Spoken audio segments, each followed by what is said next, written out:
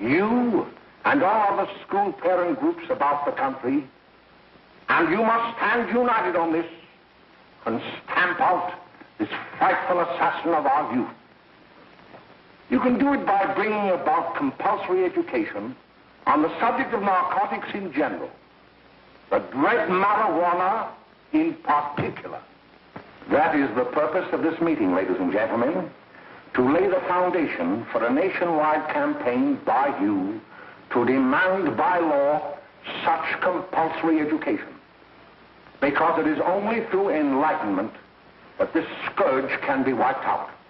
Out of the traffic in these drugs, a lawlessness that we can scarcely estimate has grown and is now flourishing. It exists in almost every city and hamlet in the country.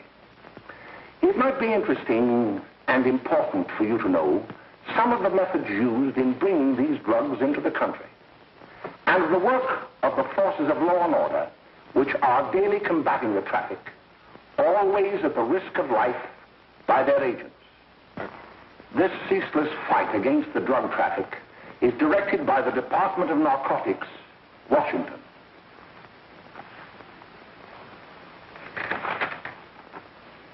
I've received a letter of vital importance from a member of the Narcotics Bureau. I'm going to read this letter to you. My dear Dr. Carroll, the suppression of the use of marijuana and of the forces lurking behind it are the most important jobs this department is now engaged in. At the outset of this letter, there is one vital fact I would like to submit. There is a powerful agency. I speak of the school parent associations of this country, which can be invaluable in stamping out this scourge. Their help, their eternal vigilance, could be the deciding factor in our fight against it. The weed marijuana is grown in every state in the Union. Recently, in the city of Brooklyn, New York, a field of marijuana was found behind a tenement court. The weed was here being cultivated, regularly stripped and dried and sold in schools and at government army posts in and around New York. The dried leaves and berries are ground up and made into cigarettes by a simple hand machine. The deadly narcotic is thus quickly and easily prepared for its market. The sale of marijuana is even more difficult to detect and halt than the traffic in drugs such as opium, morphine, and heroin. They are hidden in fake jewelry cases, in the heels of shoes, women's shoes especially, because the drugs can be secreted in false heels. Hollowed shaving brushes are another medium. Books with false centers are often used. Watch cases are convenient hiding places. The value of drugs thus seized is enormous. Recently, a huge supply of heroin was taken. It was concealed in an apparently harmless shipment of 35 barrels of olive oil. The deadly drug was burned in the incinerator of the Bureau of Engraving and Printing. And more vicious, more deadly, even than these soul-destroying drugs, is the menace of marijuana. No doubt many of you do not believe that these things do happen, that they cannot happen to you. You may also believe that the facts have been exaggerated. Let me tell you of something that happened right here in our own city. You probably read about it in the papers. However, I'll give you the real facts behind the case. There was an apartment near one of our high schools. It was run by a woman known as May Coleman.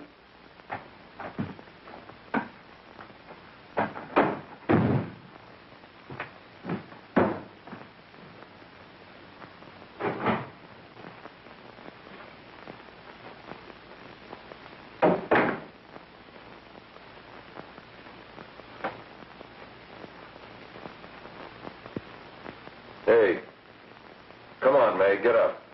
What time is it? Time to get up and give this place a going over. Looks like the Marines had landed. Oh, that bunch last night was high enough to take over the Marines and the Navy. You better get on the job. Some of the kids may be up this afternoon. Oh, Jack, we can get along without dragging those young kids up here. Oh, why don't you button up your lip? You're always squawking about something. You got more static than the radio.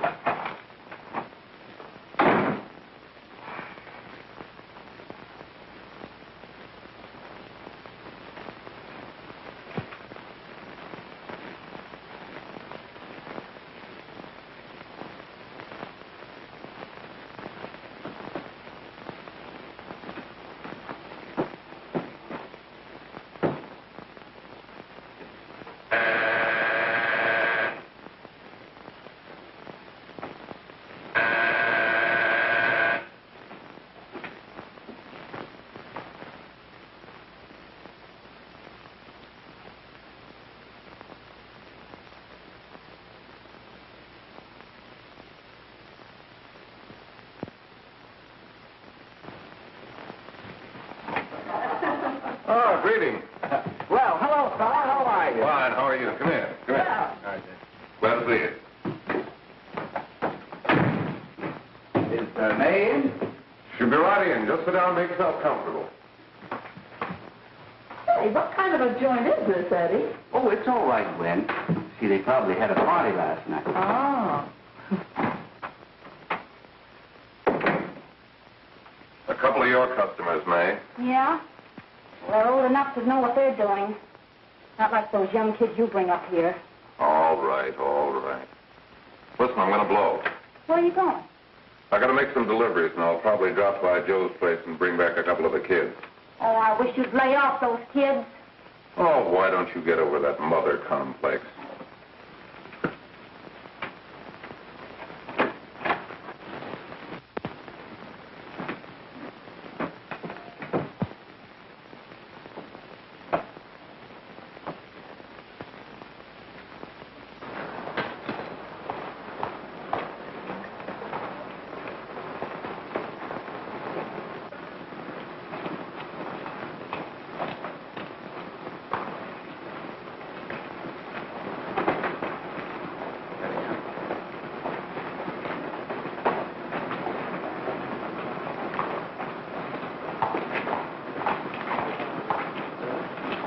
Oh, by the way, Ralph, I'm sort of getting a little party Saturday afternoon over at my grandmother's. You know, the place with the swimming pool? Like to come? Thanks, Eddie. Maybe I will. I'd sure like to have you. Okay, I'll probably drop over. So long, Ralph. See you later. Hey, Ralph. Hi, kid. Fine, Jack, and you? Oh, great. Where you headed? Oh. Hey, how do you like that?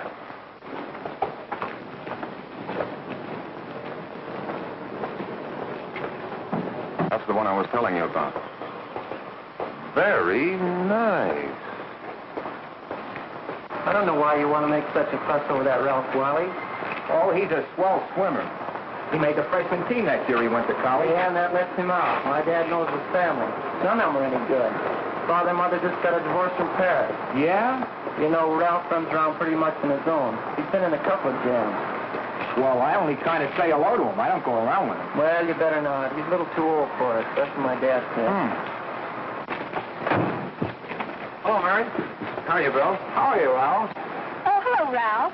You know my brother Jimmy, don't you? How are you? Well, I'd like you to meet a friend of mine, Jack Perry. Mary, Bill. no. How do you do? Glad to know you. We're going over to Joe's place. Why don't you come along? We have a date to play a set of doubles. Oh, you can play anytime. Come on, we'll have some laughs. Oh, we can't today, Ralph. Some other time. Can I go along with you? Sure. Hey, I'll see you at dinner, sis. Don't be late, Jimmy.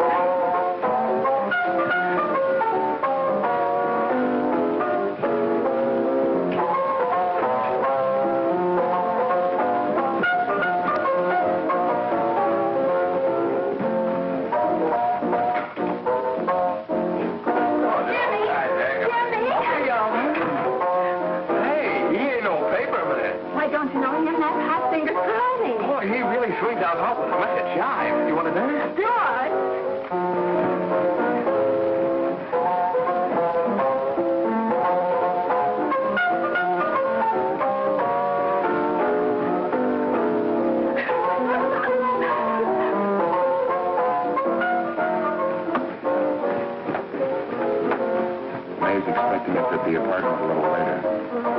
Any new prospects? Maybe.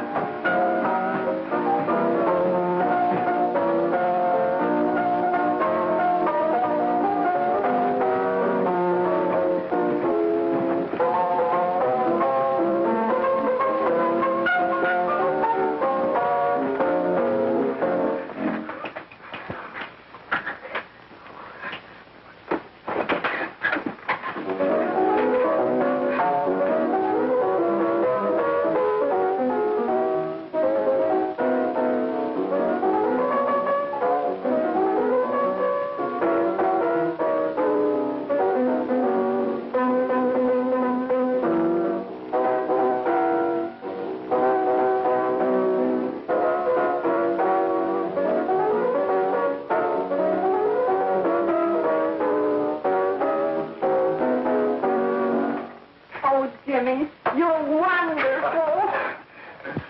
You just finding that out?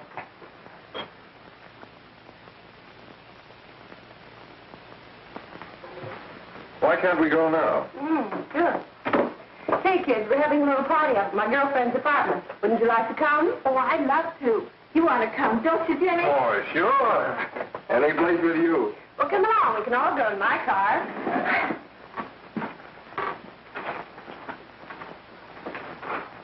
See you later, Joe. Tom.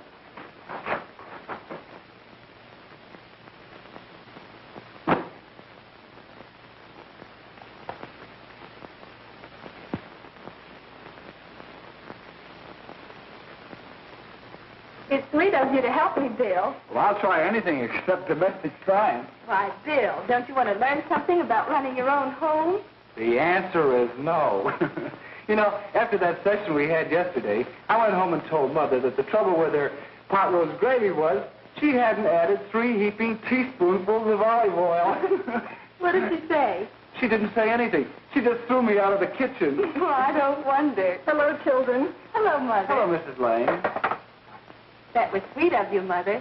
Gosh, hot chocolate. Thanks, Mrs. Lane. I know you can't study on empty stomachs.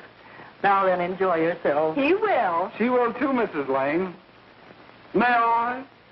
Oh, thank you, kind sir. You're so very, very kind. Mary, before we do that math, how about reading some of this? It's swell. Romeo and Juliet. Don't you like it? Uh-huh. You know, when I study this, I kind of think of you. I just sort of feel as though you're there beside me. Well, listen.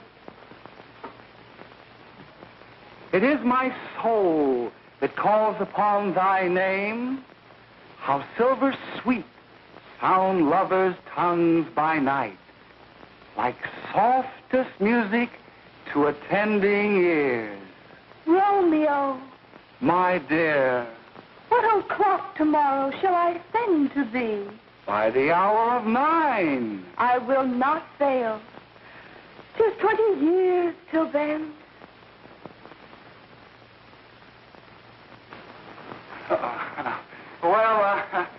I'll see you tonight, Mary. Goodbye, Mrs. Lang. Goodbye. Goodbye, So long. Gotcha.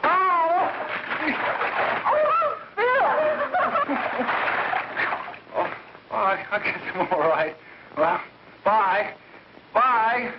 Hey, Jay! Oh, Julie. Hey. Hey, Dad, you got anything for me? Well, there should be. Don't bother your father every night. Have you? There you are. What made you so late, Bill? I was getting worried. Well, I had to study, Ma. He was not. I saw him out walking with his girl. Bill's got a girl. Got a girl. Ma, make him cut it out. Junior, Well, Bill has got a girl. quiet. And put that candy away till after dinner. Henry, you shouldn't have given it to him. Well, he has got a girlfriend, and her name is Mary. Yeah, I'll shut you up. Bill, Junior, put that carriage on. Junior! Oh, that's a little one out of there. All right there, young. Mary's little Ann. Mary's little Ann. I didn't mean to Bill honest, I didn't. Oh, well, what I'm burned up about is it just didn't say Bill had a swell girl. Gee, it must be love. She'd have to be swell for you to like her. Uh-huh. Sounds like you want something. Come on, what is it? Well, it's my model airplane. It won't work. Gosh, Phil, you could fix it. You can fix anything. Okay, I'll fix it. Dad, read me 26, will you? Yeah, here we are. You see? Oh, hello, Jimmy. Mary told me to wait and tell her she had to go home. Her mother wanted her to go to the dressmaker with her. Oh, thanks, Jimmy. Must be getting grown up. I see Mary let you have the car. Yeah. Can I take you any place? Well, I wasn't going any place in particular. Well, then, how about driving you over to the show's place with me? I'll buy you a soda. I never drink that stuff. Well, gee, I'll buy you something else. Okay. You're on the hook for one root beer. Well.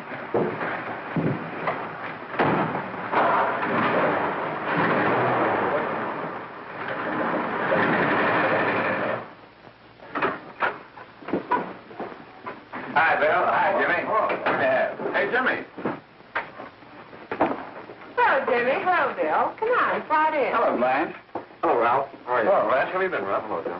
2 sodas. No, I mean 1 soda and 1 root beer. How's May? Oh, she's fine. We're going up to her apartment a little later. Couldn't Bill come along? Mm-hmm. Well, don't Come on along. Bill, you'll get a kick out of it. Thanks just the same. Oh, come on, Bill. Mary won't be jealous. Why, sure. None of the kids will be there. It's Gene. Well, I don't know. I really shouldn't. Well, okay.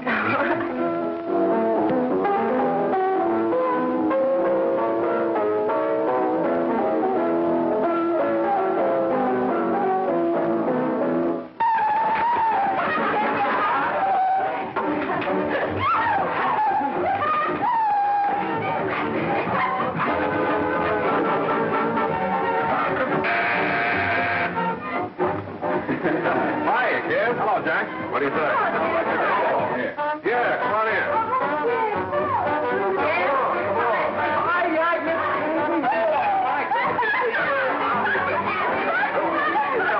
Come on, Bill. Don't stand there.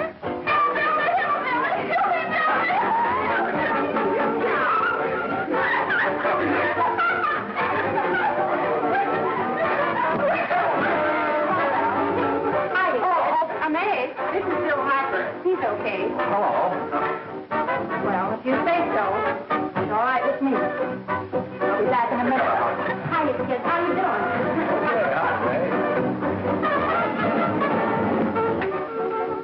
There's a new one in the bay. Yeah, Bill Harper. He's all right. Blanche has got herself quite a yen for her. Not bad. I didn't think she had that much taste. She knows what she's doing. She's got Ralph nuts about her, and now she's got her hooked up for this new kid. Say, we haven't many more smoke. You better run over and get some. Why couldn't you find that out when I was here this morning? Now I've got my car in the shop. Well, what of it? That kid out there, Jimmy, he's got a car. He'll take you. Come on, get going. Hurry up.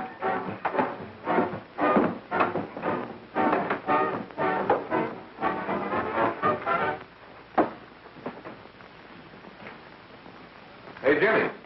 Yeah? I've got to run over to Cedar Avenue for a minute. You've got a car, haven't you? Why, yeah, my sister. Mind giving me a lift? Why, sure. Come on. Okay.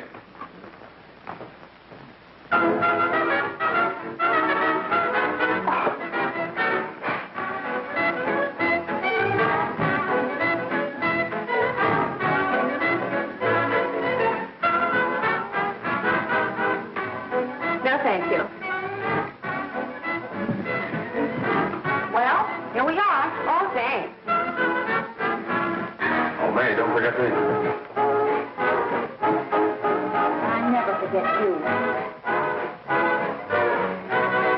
Oh, dear. If you want a good smoke, try one of these.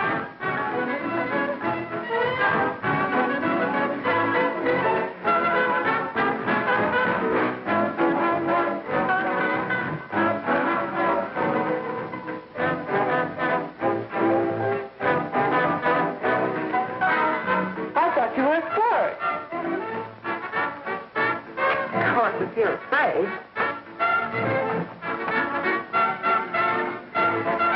That's better. That's more like like this.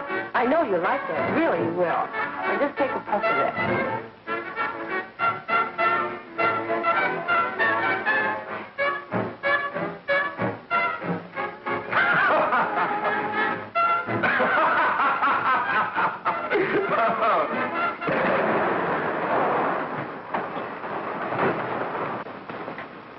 Just be a minute, kid. Hey, Jack, give me a cigarette before you go, will you?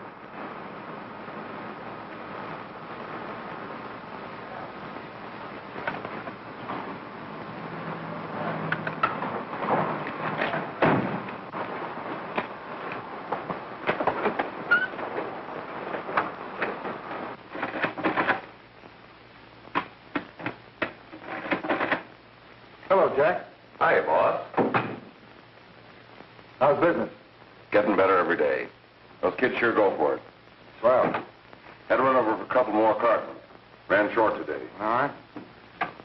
Yanni, that's 10 gross for Jack Perry. Who? Pete Daly. All right, send him in. It's all right, stay where you are.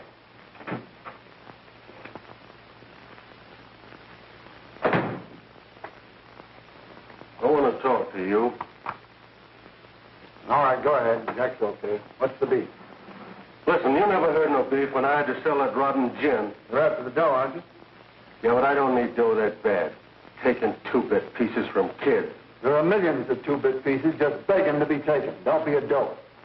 I'm just dope enough to draw the line selling hop to kids. All right, Pete. You know what my policy has always been. If the boys are not satisfied, I'm always glad to have them retire. Retire permanently. So long.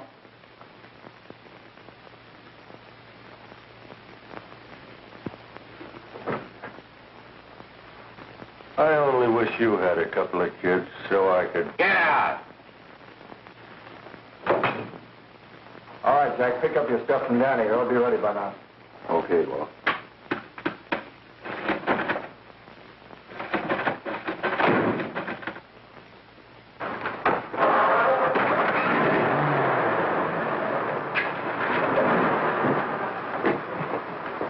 Let's go, Jack. I'm red hot. Better be careful how you drive it. The first thing you know, you'll be ice cold.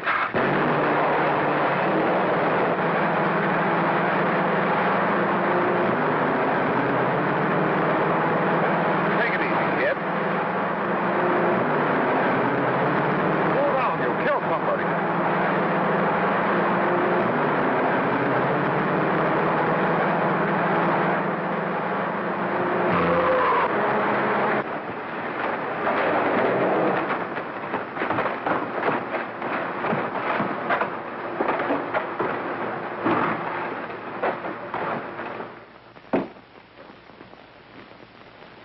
Mary, you're not eating your breakfast again.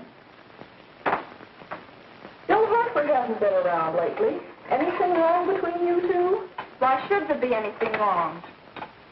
There shouldn't be, I'm sure. And whatever it is isn't serious, I know. I'm sorry, Mother, for snapping at you like that. Don't worry about it, dear. Why don't you speak frankly to Bill? He'll be honest whatever the trouble is. I'm sure Bill Hartford never lied about anything. Yes, that's right. Bill's mother says he never lies. There, you see? You think it'd be all right if I speak to him about it? Why, of course. Oh, Jimmy. Oh, look. Sit down, darling, and I'll have your breakfast for you in a moment.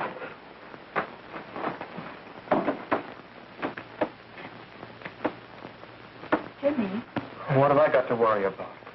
why don't you tell me? Oh, for Pete's sake, don't start to cross-examine me, will you? I'm all right. Jimmy! Don't let Mother see you like that.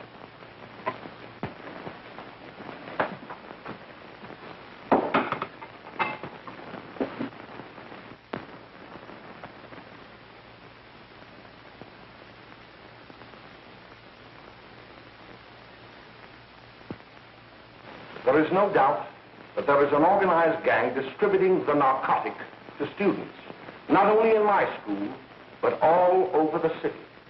You government men have got to find some way to put an end to it. Of course, I agree with you, Dr. Carroll. But do you realize that marijuana is not like other forms of dope? You see, it grows wild in almost every state in the Union. Therefore, there is practically no interstate commerce in the drug. As a result, the government's hands are tied. And frankly, the only sure cure is a widespread campaign in education. Oh, it's all right to talk about education, Mr. Wyatt. But we educators can't do anything until the public is sufficiently aroused. Let me show you something. In 1930, the records on marijuana in the Washington office of the Narcotics Division scarcely filled a small folder like this. Today, they fill cabinets.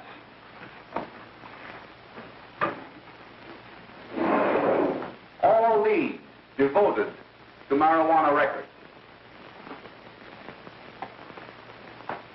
Here is an example. A 16-year-old lad apprehended in the act of staging a holdup. 16 years old and a marijuana addict. Here is a most tragic case. Yes, I remember. Just a young boy. Under the influence of the drug, he killed his entire family with an axe. Then there is the most vicious type of case. Here, in Michigan, a young girl, 17 years old, a reefer smoker, taken in a raid in the company with 5 young men. Here is a particularly flagrant case. Yes, I remember. The newspapers made quite a play of it. In West Virginia, wasn't it? Yes. And there are hundreds of them coming up, new ones every day. I'd like to take these records, if I may. I feel they would be of invaluable assistance to me in combating the evil in my school. You're very welcome, Dr. Carroll. Thank you. Sit down, Bill. There seems to be something wrong. What is it? You were always a fine student. You always had excellent grades. Well, I guess the work is getting a little harder, Dr. Carroll. No, it isn't that. Bill, I'd like to help you. But of course I can't unless you let me. You're undermining your health. Well, there's nothing, Dr. Carroll. Really, there isn't. I'll study harder, honest. Honest? If you were being honest with me and honest with yourself, I'm afraid you'd tell me an entirely different story. Bill, I'm going to ask you a straightforward question. And I'd like to have a straightforward answer.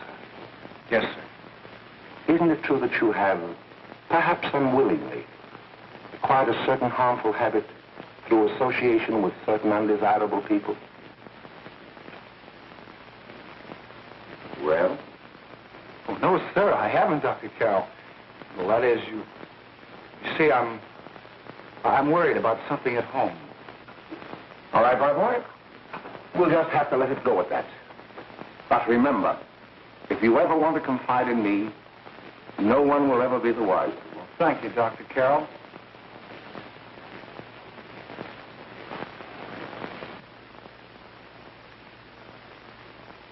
Hello, Mary. You want to play a set? Thanks, Teddy, but I'm waiting for someone. Well, if you're waiting for Bill, he hasn't been here for weeks.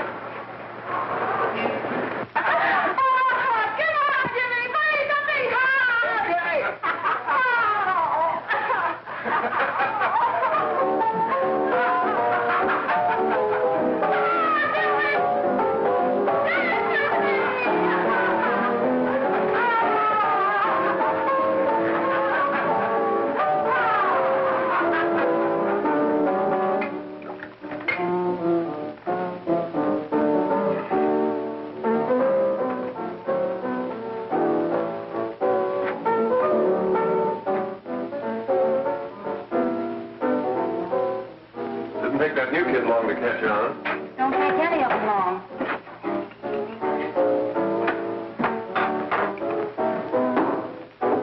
Say, don't you ever get fed? You're feeding me, can't you see?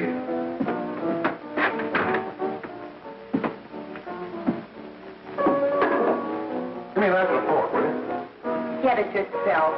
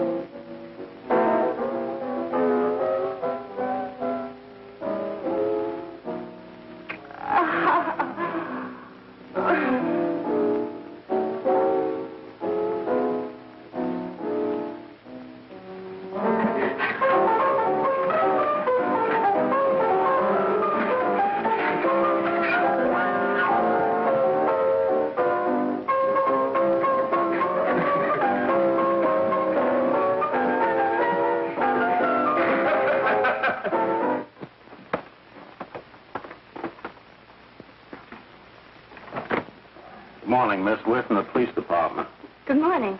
We're tracing a hit-and-run driver. Someone caught the license number at the place of the accident but didn't get it quite right. So we're checking all numbers like it, and yours is one of them. Well, I'll try to help you. You remember what you did on the 29th of last month? Oh, that was the day before Mother's birthday. Oh, yes, I remember that because I left school and went directly to the dressmaker's with Mother. I was there all afternoon. Did you happen to loan your car to a couple of men? No, I had the car all afternoon myself. Well, thanks, miss. Sorry to have troubled you. Tell me, was the person killed? Fortunately, he wasn't, but that's still no excuse for hit-and-run driving.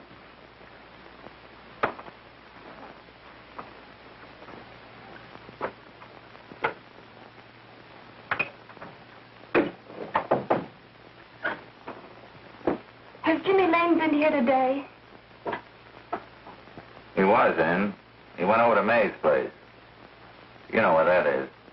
Well, he was going to wait for me here, so he didn't give me May's address. Are you sure Jimmy didn't leave any message for me? Mary? No, he didn't. But I guess you're okay. I'll write it down for you.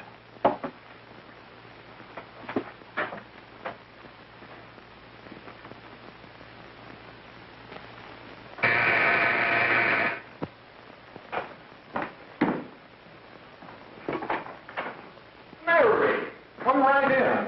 Is Jimmy here? Oh, why, he's around somewhere. I think he went out to take Agnes home, but he'll be right back. Come in and sit down, Mary. And let me take your coat.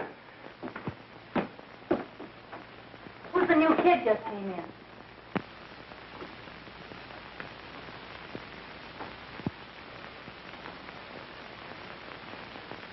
Oh, it's that gal that Ralph's gone overboard for. Funny, we've never been able to get her up here before.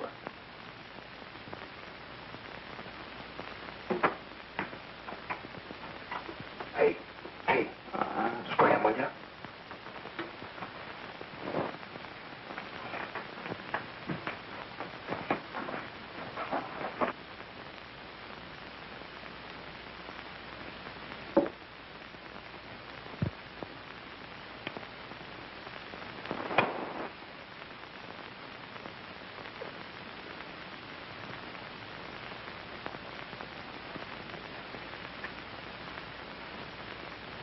Smoke, Mary? Thanks. Are you sure Jimmy will be back soon? Sure, any minute.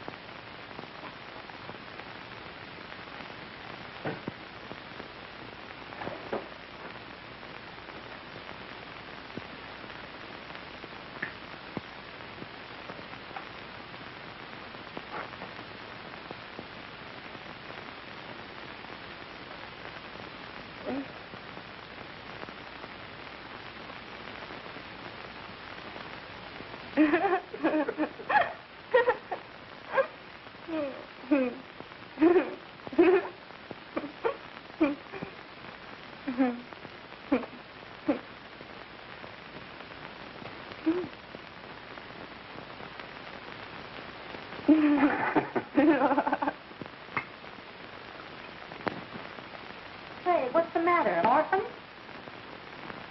Where do you put it? You got a hollow leg? Thank you.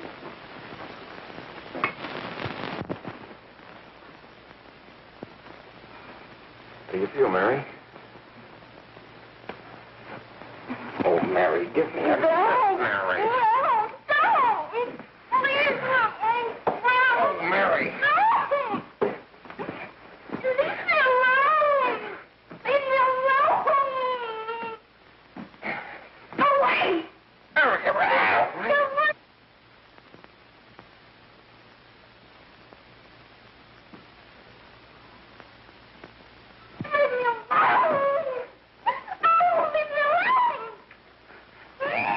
Everything's all...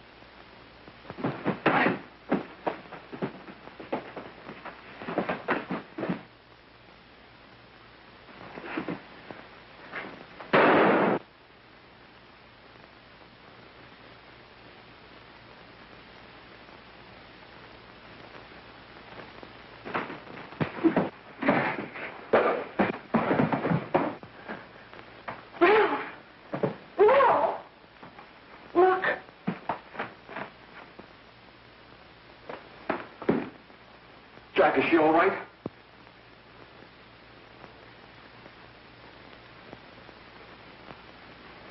She's dead. May, get me some water.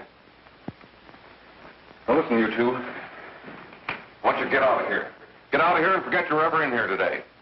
I'll handle this. I'll get going.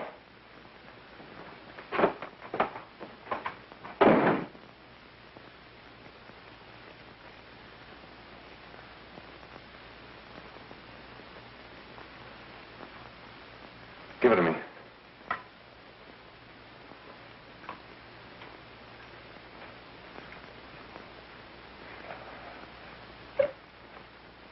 Here.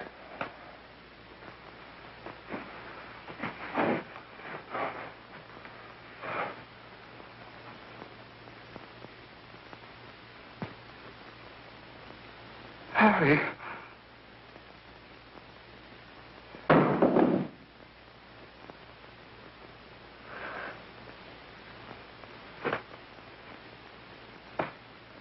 Mary. Mary. What happened? You killed her.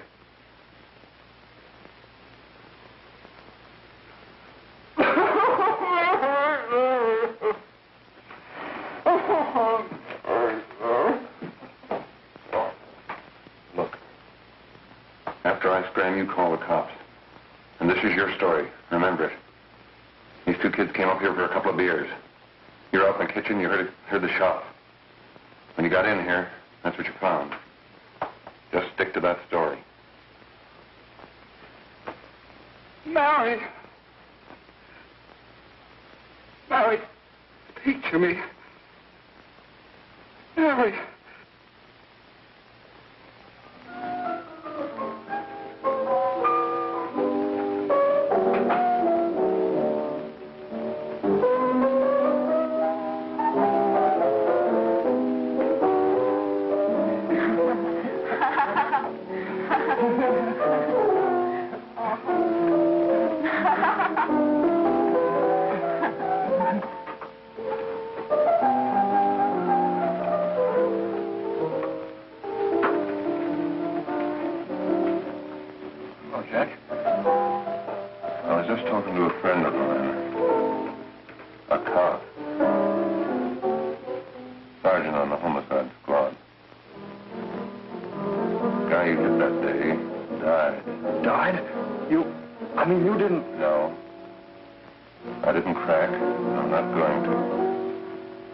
Nobody will ever know you were driving that car. Well, thanks, Jack.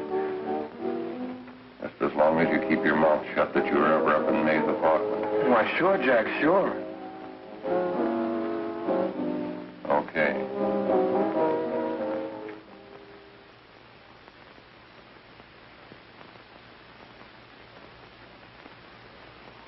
Your Honor, I'd like to recall Dr. Alfred Carroll to the stand. Call Dr. Alfred Carroll to the stand.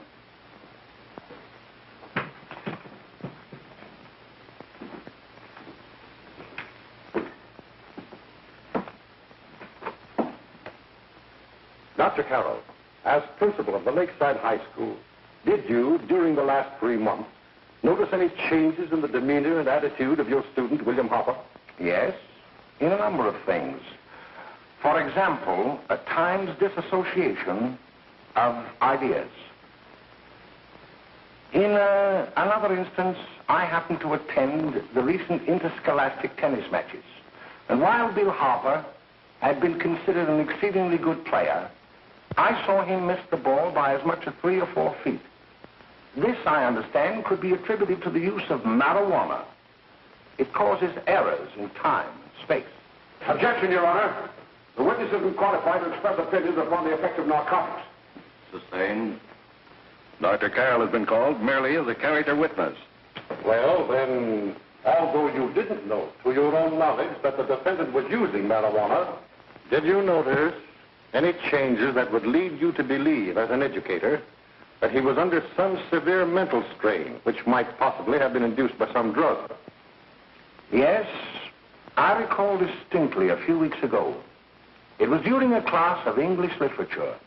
There was a serious discussion of Shakespeare's Romeo and Juliet, when he suddenly burst into an uncontrollable fit of hysterical laughter. Oh, by the way, Dr. Carroll, 6 months ago, what would have been your opinion regarding the character of my client? He was a fine, upstanding American boy, a good scholar, a good athlete, and representative of the caliber of young men we are proud to graduate from our school.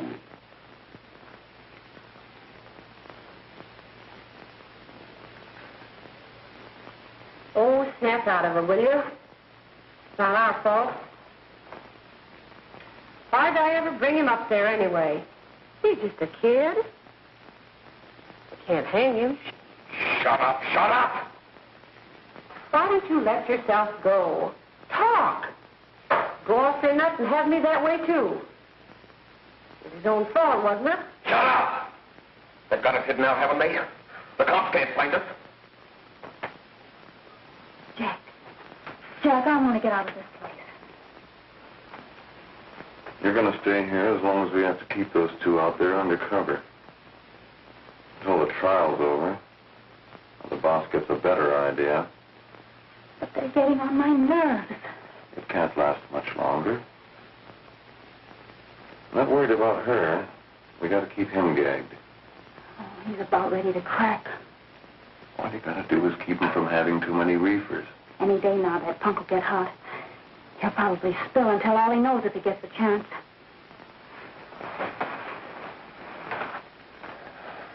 I don't think he'll get it.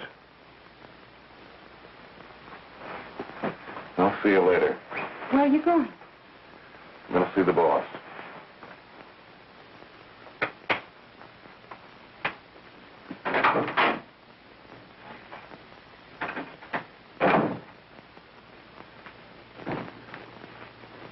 Hello, Jack. Hello, boss.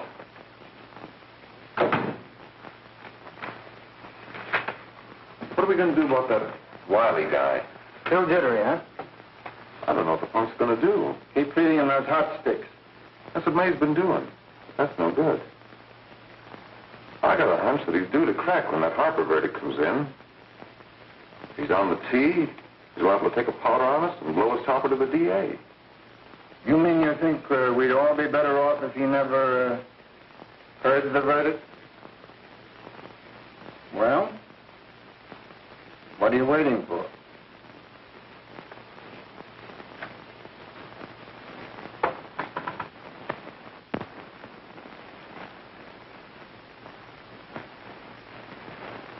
You, ladies ladies and gentlemen of the jury, have a duty to perform. A duty to yourselves and to our community. Mary Lane is dead. The evidence you've heard at this trial could not have failed to convince you of the guilt of the defendant. By his own admission, he pressed the trigger of the weapon that sent lovely and innocent Mary Lane to a tragic and untimely death. We are not so much concerned about the motives behind the deed as to the deed itself. While the defendant has told you that he saw someone attacking Mary Lane and that his mind went blank from that moment on, the defense has been unable to produce one witness to substantiate that statement. Now, ladies and gentlemen of the jury, you've heard able men testify at this trial, men who have tried to bring out the fact that the defendant might have become momentarily insane when he fired the shot that killed Mary Lane. But the defense has been unable to prove that he was insane. William Harper was sane when he visited the apartment where the tragedy occurred. He was in the habit of visiting the place. He was sane when he went into a bedroom with another young woman. You've all heard what went on in that room. You heard it from the defendant's own lips. Involved as he was in a tawdry love affair, Mary Lane was in the way. She had found him out. In a moment of anger, he deliberately and willfully killed her. If such deeds are permitted to go unpunished, this community would cease to be a decent and safe place for us or our children to live. I do not believe I have to plead or even demand that you bring in a verdict to punish the defendant for the crime that he has committed against society. You are upright citizens. That is why you were chosen to judge another. And as honest, upright citizens, there is only one verdict which you can find, and that is a verdict of guilty. And this court will be adjourned until the jury's verdict is reached.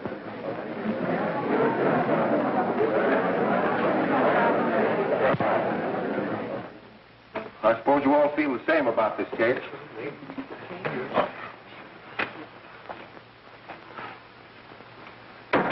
But he might have been insane when he did it. No, he wasn't. He knew what he was doing.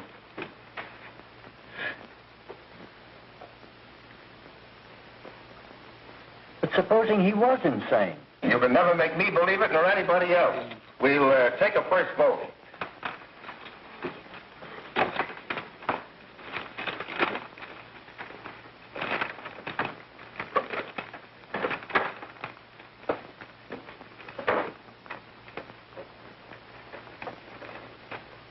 For conviction, 1 for acquittal.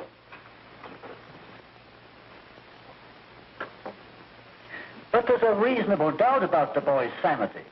We can't. No doubt about the fact that he murdered her. He admitted it himself. That wasn't the first time he was there.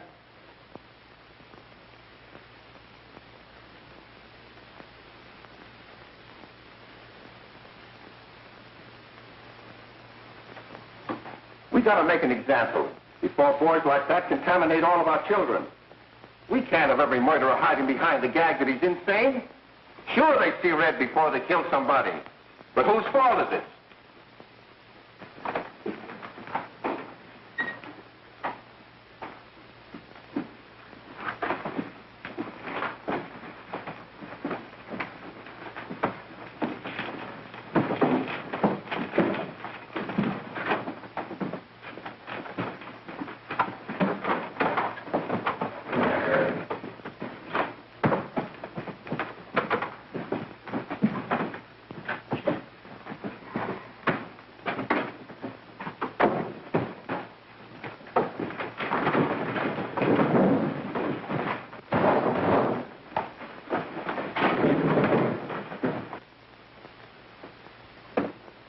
Have you reached a verdict? We have. The defendant will rise. What is your verdict? We find the defendant guilty, discharged.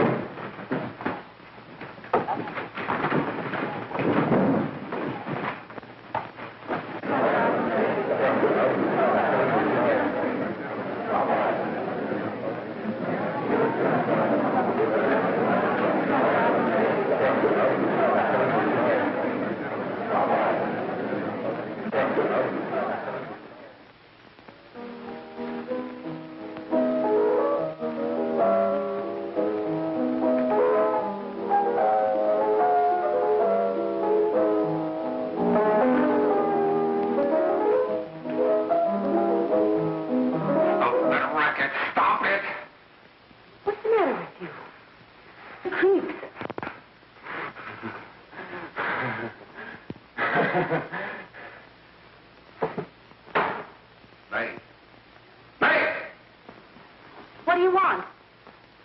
Bring me some reefers.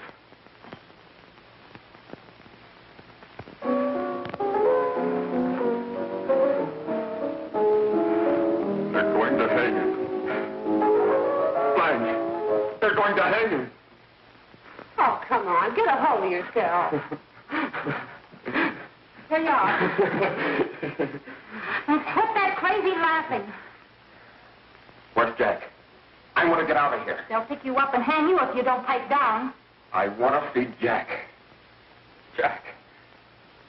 I want to see Jack. Jack.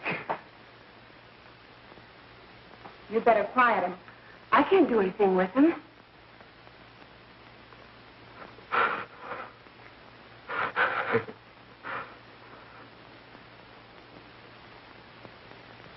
I've got to see Jack. We can't let that kid hang.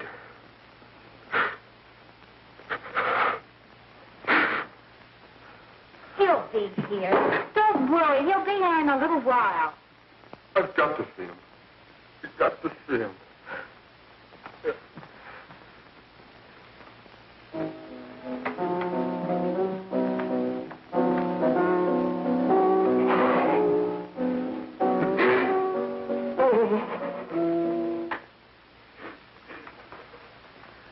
Come on, darling. Everything will be over soon. You want me to play something for you? Yeah. Yeah, that's it. Play something. All right. Come on.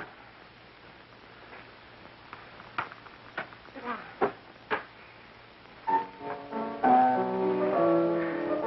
Honey, give me a smoke, will you?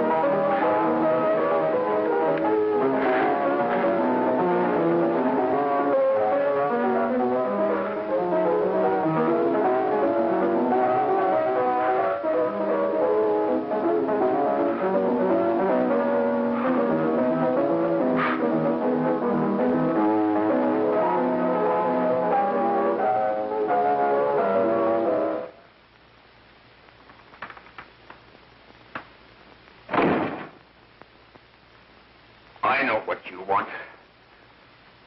You want to kill me. You're crazy.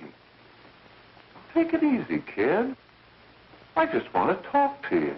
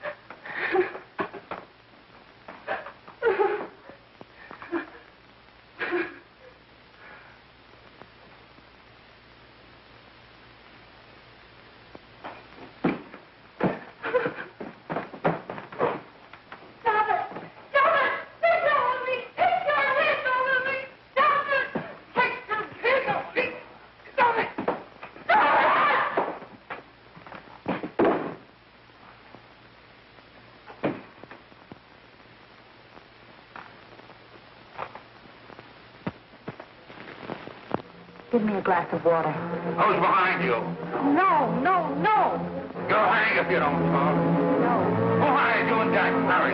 Are you ready to tell what you know? Jack.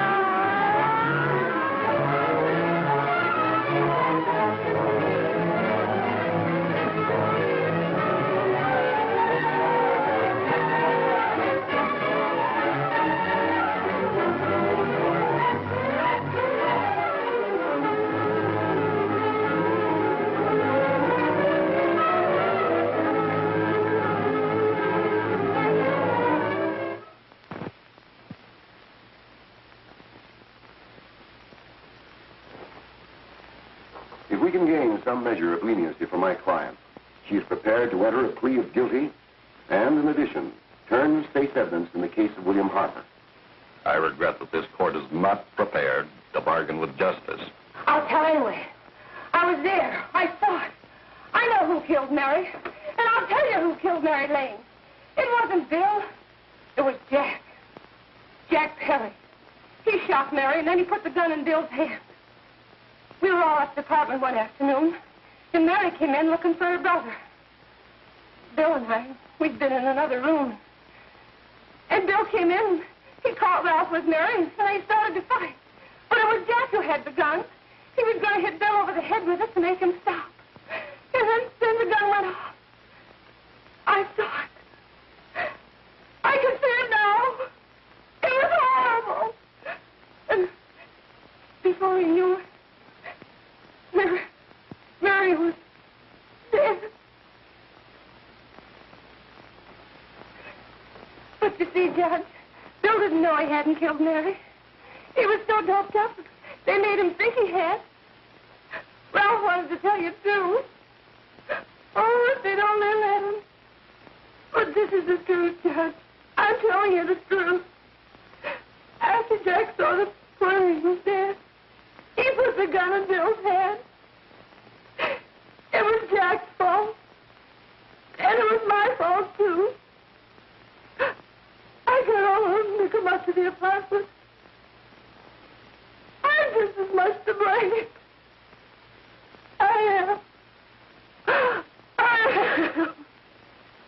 Do I understand you wish to plead guilty to a charge of fostering moral delinquency in the case of William Harper?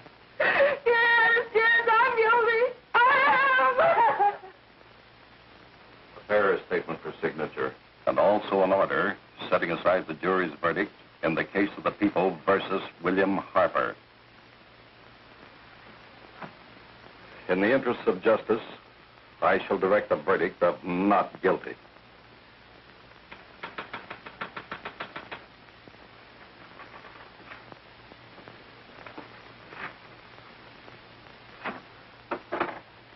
Sign here, please.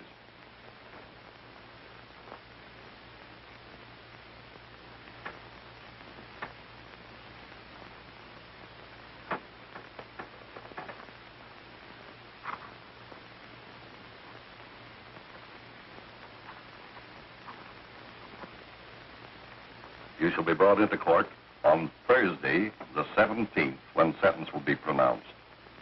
Meanwhile, you will be held as a material witness in the case of the people versus Ralph Wiley.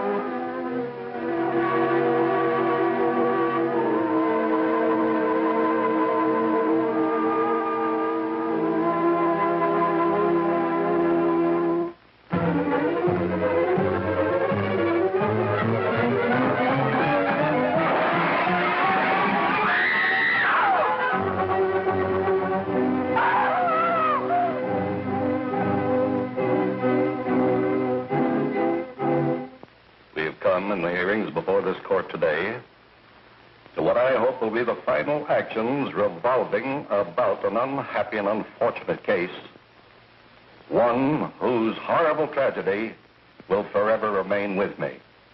I am happy to have been enabled, before it was too late, to order the verdict of the jury in the case of the people versus William Harper to be set aside. But, young man, although this court is convinced that to declare you guilty would have been a gross miscarriage of justice, we cannot condone your acts. And we can express only the hope that your experiences may not alone keep you, but thousands of others from the vicious pitfalls of marijuana.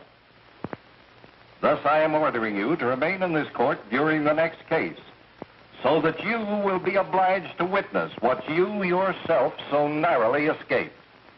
Call the case of the people versus Ralph Wiley.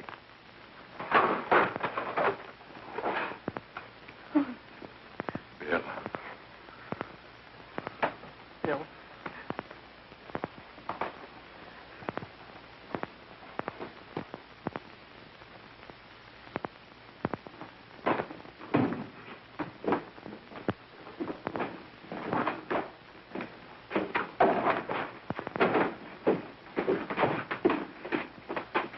Your Honor, in this case, the state waives trial of the defendant, Ralph Wiley. It is convinced that he is hopelessly and incurably insane, a condition caused by the drug marijuana to which he was addicted. It is recommended, Your Honor, that the defendant be placed in an institution for the criminally insane for the rest of his natural life. Defendant counsel joins the state in this request. Since counsel for the defense, as well as counsel for the state, seem to agree on this, I see no reason why the request should not be granted. Yes, that happened right here, to your neighbors. It is not too much to say that in your hands lies the possibility of averting other tragedies like it. We must work untiringly so that our children are obliged to learn the truth, because it is only through knowledge that we can safely protect them. Failing this, the next tragedy may be that of your daughter, or your son, or yours, or yours, or yours.